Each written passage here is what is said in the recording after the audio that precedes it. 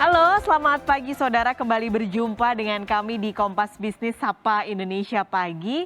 Saya Paskali Siswari. Saudara, ekonomi dan keuangan syariah berkembang pesat di Indonesia. Nah, salah satunya adalah wakaf. Sebenarnya bagaimana peran wakaf dalam menggerakkan ekonomi nasional? Pagi ini kita akan langsung berbincang dengan Direktur Departemen Ekonomi dan Keuangan Syariah Bank Indonesia, Priyono, dan Wakil Ketua 1 Badan Wakaf Indonesia, Imam Teguh Saptono. Pak Imam, Pak Priyono, halo, selamat pagi. Selamat pagi, Mbak. Selamat pagi, Mbak Paskali. Oke. Assalamualaikum warahmatullahi wabarakatuh. Waalaikumsalam, Pak. Saya mau ngobrol dulu ke Pak Imam dulu mungkin ya, Pak. Ini Ya, soal wakaf di Indonesia. Sebenarnya sekarang update-nya seperti apa sih, Pak? Karena beberapa waktu lalu Pak Wakil Presiden ini pernah bilang potensinya sampai triliunan rupiah gitu. Bagaimana update ya, Pak? betul. Jadi terima kasih para pemirsa sekalian. Wakaf ini pada dasarnya sudah berperan sejak lampau, tetapi karena memang saat ini masih berada di pinggiran artinya belum masuk ke dalam mainstream sistem ekonomi nasional. Nah, tetapi belakangan ini wakaf sudah mulai masuk ke dalam era baru sistem ekonomi.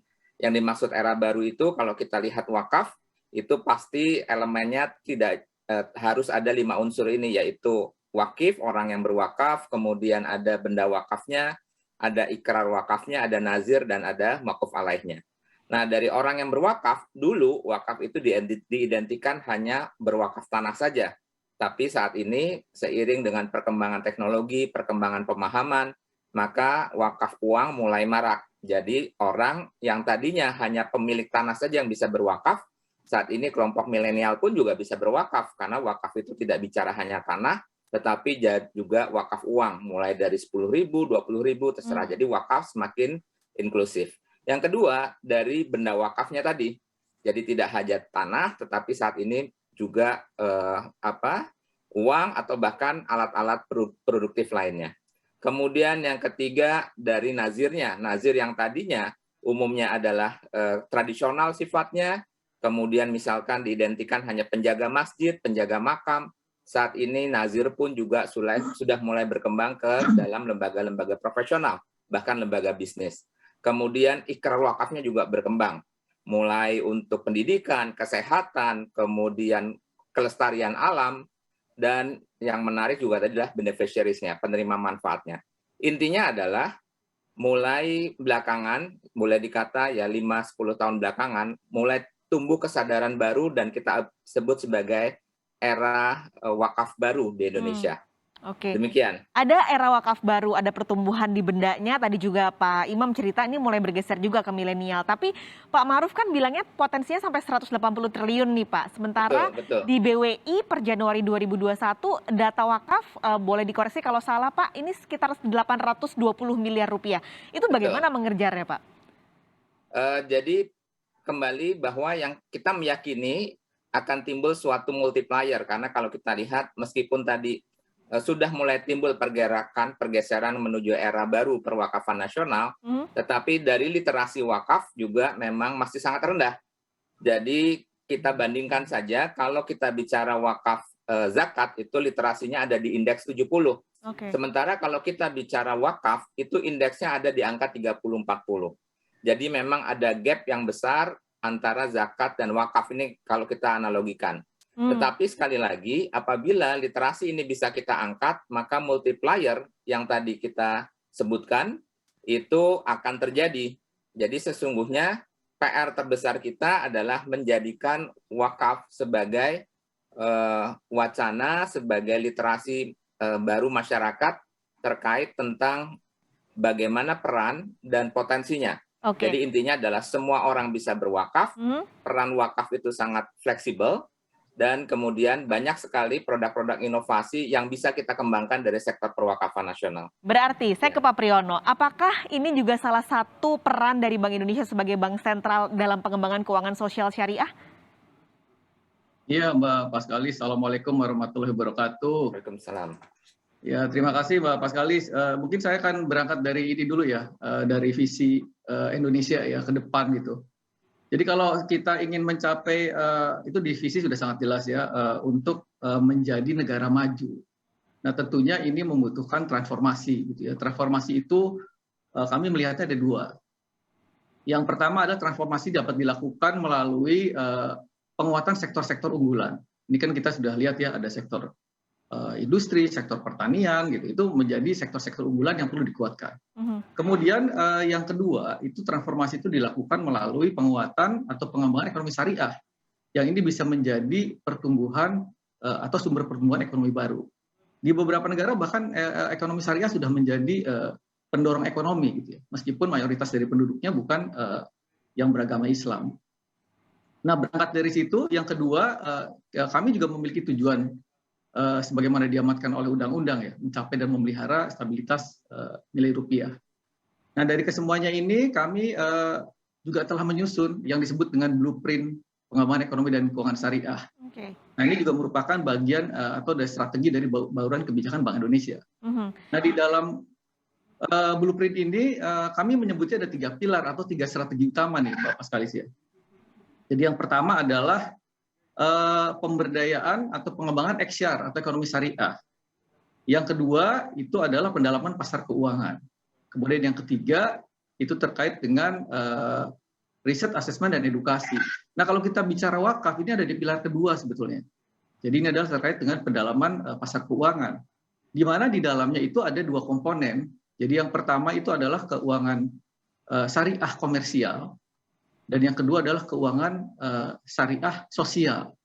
Nah, jadi kira-kira gambarannya begitu, Mbak Paskalis. Oke, wakaf adalah menjadi satu untuk pendalaman pasar. Di sisi yang sama atau di saat yang sama sebenarnya ada kendala-kendala yang cukup banyak. Nah, seberapa besar wakaf bisa menggerakkan perekonomian nasional? Pak Priyono jangan dijawab dulu, kita jeda sejenak. Nanti Kompas Bisnis akan segera kembali usai jeda. Kembali di Kompas Bisnis kita masih akan bahas soal wakaf produktif dan sumbangsinya untuk pemulihan ekonomi nasional. Saya ke Pak Priyono lagi melanjutkan pertanyaan tadi, Pak. Jadi dari cetak biru yang sudah dibuat oleh Bank Indonesia, bagaimana realisasinya dan apakah penyelenggaraan ISEF yang saat ini sedang berlangsung ada di dalamnya Pak untuk pengembangan wakaf produktif ini? Ya, sebelum saya menjawab ke sana gitu Mbak Paskalis, ini sebetulnya kalau wakaf itu kalau saya melihat ada 2 dimensi ya di dalamnya itu. Nanti Pak Imam mungkin bisa elaborasi lebih detail lagi ya. Jadi yang pertama itu dimensinya adalah dimensi spiritual kalau saya menyebutnya begitu. Jadi di situ adalah yang kami sebut sebagai dimensi itu pengorbanan gitu. Jadi pengorbanan atas harta yang dimiliki. Nah ini tentunya kalau sudah dimensi ini kan kita nggak bicara lagi masalah misalkan ya return yang menjadi utama bagi si katakanlah wakif atau orang yang mewakafkan kan gitu ya. Kemudian yang kedua itu adalah dimensi sosial ekonomi. Nah ini adalah terkait dengan peningkatan kesejahteraan masyarakat. Nah ini khususnya untuk atau metodenya menggunakan metode untuk distribusi kekayaan yang non pasar tentunya. Nah ini sangat powerful. Nah ini terkait dengan ini kita sudah juga menyaksikan di tahun 2020 mungkin Mbak Paskalis dan para pemerintah sudah juga mendengar ya wakaf itu dikombinasikan dengan keuangan komersial yang kemudian kita sebut sebagai cash wakaf link sukuk. Oke. Nah, ini kan untuk membiayai pembangunan ya. Dan ini tentunya akan terus kita dorong dan perlu kita dorong terus. Nah ini ISEF juga menjadi bagian dari itu. Jadi bagaimana kemudian ISEF itu yang merupakan wadah atau tempat untuk saya menyebutnya sebagai tempat berjamaah gitu ya, kolaborasi, berkumpul gitu. Semua pihak yang yang terlibat di dalam pengembangan XR gitu, untuk memajukan ekonomi syariah, tapi tentunya dengan tujuan untuk ekonomi nasional secara keseluruhan. Oke, ada tujuan lebih besar untuk ekonomi nasional secara keseluruhan. Pak Imam, sebenarnya ekosistem perwakafan ini dibangunnya seperti apa sih Pak, terutama untuk mendukung pemulihan ekonomi pasca pandemi ini? Oke, baik. Terkait pemulihan pasca pandemi, memang sistem ekonomi Islam, khususnya adalah ekonomi sosial Islam, itu memang mengenal beberapa instrumen yang namanya zakat, infak, sedekah, dan wakaf. Nah, demikian hebatnya sehingga masing-masing instrumen ini memiliki mandat masing-masing. Contohnya adalah zakat, itu adalah sedekah wajib yang waktunya, kemudian jumlahnya, dan siapa yang menerimanya, itu secara spesifik sudah dituliskan atau ditetapkan menurut dalil yang jelas. Mhm. Nah, sehingga zakat ini berperan untuk menutup hal-hal yang bersifat darurat, gitu ya. Jadi mengangkat harkat hidup manusia dari level yang tadi di bawah kondisi normal sampai pada level subsisten. Kemudian infak dan sedekah dia bersifat sebagai cushion, sebagai bumper apabila di dalam ekonomi terjadi shocking. Nah, apa yang terkait dengan wakaf? Wakaf itu bicara accumulated, bicara capital expenditures. Karena beda dengan yang lain, wakaf itu pokoknya dipelihara, kemudian manfaatnya yang diteruskan kepada penerima manfaat makuf alaih, sehingga wakaf pokoknya itu tetap. Nah, ini sebenarnya adalah konsep capital expenditures. Nah, sehingga pada saat terjadi proses pandemi seperti ini, masing-masing instrumen ini bekerja dengan baik. Artinya untuk yang hal-hal darurat, zakat, infak, sedekah, kemudian wakaf ini bicara tentang infrastrukturnya, rumah sakitnya, kemudian lapangan kerjanya, kemudian sarana-sarana yang sifatnya durable, itu adalah peran wakaf. Jadi apabila banyak sekali rumah sakit wakaf yang bisa kita bangun, banyak sekali sekolah-sekolah wakaf yang bisa kita bangun, sehingga pada saat terjadi pandemik, kemudian income masyarakat turun, mereka masih tetap bisa mendapatkan layanan-layanan kesehatan ataupun layanan-layanan pendidikan, karena aset-aset wakaf ini tadi dibangun oleh harta yang memiliki durasi jangka panjang, tidak memiliki biaya dalam artian tidak memiliki cost of fund, kemudian sifatnya sepanjang hidup ya sampai dengan akhir zaman nanti. Sehingga dengan pola seperti ini, maka rumah sakit wakaf harusnya bisa memberikan pelayanan-pelayanan kepada duafa karena dia tidak harus membayar initial cost berupa pembelian tanahnya dan seterusnya. Oke. Nah, ini sudah dilakukan oleh BWI melalui instrumen CWLS tadi. Kami telah mengembangkan satu rumah sakit wakaf di Kabupaten Serang, khusus untuk rumah sakit mata, di mana hampir 90% dari pasien-pasien yang dirawat itu umumnya adalah dari kelompok duafa. Bahkan apabila dia atau mereka belum sanggup tercover oleh BPJS, maka pihak rumah sakitlah yang menalangi atau membayari iuran BPJS-nya untuk kaum-kaum duafa tadi. Ini sudah kita kerjakan di Serang dan akan kita duplikat ke daerah-daerah lain, antara lain Rumah Sakit Salman Bandung bekerja sama dengan Nazir Wakaf Salman, kemudian ke Rumah Sakit Masjid Agung Semarang bekerja sama dengan Yayasan Nazir Banda Masjid Agung Semarang bersama Yayasan Sultan Agung.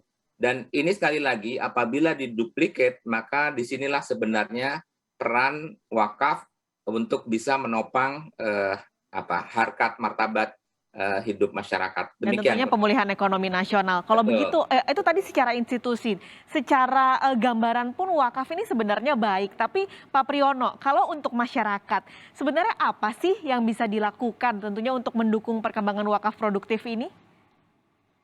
Ya Mbak Paskalis, ini kalau saya menyebutnya, tadi Pak Imam sudah sampaikan sebetulnya ya, bagian dari, saya menyebutnya 5C aja Mbak Paskalis biar gampang ya. Jadi yang pertama itu adalah regulasi gitu ya, kemudian yang kedua literasi ya, nah ini mungkin terkait erat ya kalau literasi ini ya. Kemudian yang ketiga tuh inovasi dari produk-produk itu sendiri, tadi Pak Imam juga sudah sampaikan mengenai CWLS ya, itu kan integrasi antara keuangan sosial dan keuangan komersial ya. Kemudian yang keempat itu transparansi, kemudian yang kelima itu adalah digitalisasi. Jadi kalau ada 5C tadi rasanya sih saya sih sangat optimis ya. Ini bisa digerakkan, bahkan ini potensi yang sering kita bicarakan ini mestinya sudah menjadi realisasi gitu ya Pak Imam ya. Ya betul. Sehingga nanti kita tidak kemudian hanya bicara atau berhenti di tataran potensi saja gitu. Seperti yang di ISEF ini nih Mbak Paskalis ya, kami juga melakukan tentunya berkoordinasi ya, tidak hanya Bank Indonesia saja, tapi juga dengan BWI, Kemenag, dan stakeholder yang lain. Misalnya tidak hanya menyelenggarakan webinar-webinar semacam itu, tetapi juga yang lebih konkret, misalnya semacam lelang wakaf produktif gitu. Ini juga merupakan bagian dari bagaimana mengedukasi juga masyarakat gitu. Kemudian juga terkait dengan ini, tidak kalah pentingnya yaitu bagaimana masyarakat juga biar percaya dengan pengelola. Nah ini juga kita menyelenggarakan bersama dengan BWI juga misalkan workshop untuk pembinaan lembaga keuangan syariah penerima wakaf uang misalnya, jadi LKS PWU. Nah ini harapannya kalau nanti pengelolanya juga bisa lebih memahami atau katakanlah lebih dapat mengelola dengan baik, govern gitu, masyarakat juga harapannya bisa lebih yakin dan lebih percaya gitu untuk tidak ragu-ragu menyalurkan wakafnya. Oke, mengingat tadi potensinya sangat besar untuk wakaf, tapi masih ada PR untuk bisa literasi supaya masyarakat juga paham dan pada ujungnya bisa menjadi penggerak ekonomi nasional. Terima kasih banyak Pak Priyono dan Pak Imam sudah ngobrol-ngobrol banyak soal wakaf hari ini di Kompas Bisnis. Sehat selalu Pak Imam, Pak Priyono. Sama-sama, terima kasih. Sama-sama, terima kasih Mbak. Salam sehat.